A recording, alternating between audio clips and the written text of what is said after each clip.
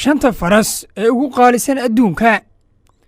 inkasta oo ay soo baxeen ciyaaro kala gedisan oo badan, haddana ciyaarta tartanka fardaha waa ciyaarta boqorrada iyo amiirada, taas oo ka dhigtay fardaha shay aad qaali u ah oo lacag laga sameeyo, taas oo ay gaadhay qaar ka mid a lacagta farduhu malaayiin dollar.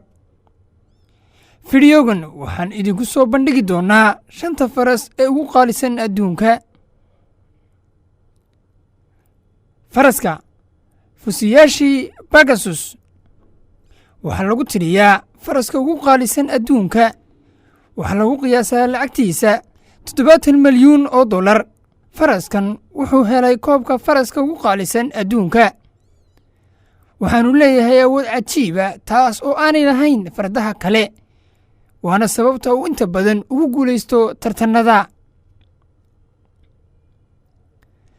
shariif danzar waa faraska labaad ee ugu qaalisan adduunka, waxaana haystaa maxamed bin rashid ali maktuum, waxaana lagu qiyaasaa lacagtiisa $40 milyuun.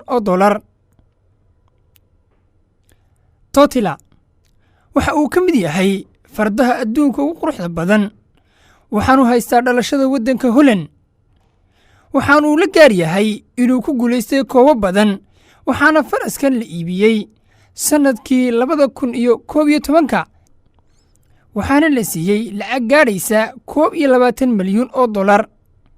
inkasta oo uu baryahan ka fogaaday tartamada dhaawac soo gaadhay awgii. maydan city inkasta oo aanu faraskani keenin guulo iyo koobo badan tartanadii ugu dambeeyey, laakiin waxaa lagu iibiyey faraskan $11 milyuun, waxaanu hore u soo xareeyey lacag gaadhaysa $13 milyuun.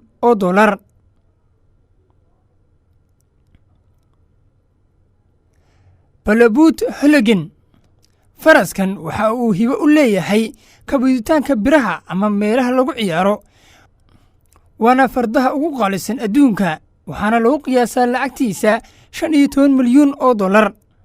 waxaanu faraskan xaqiijiye guulo fara badan tartanadiisii u dambeeyey.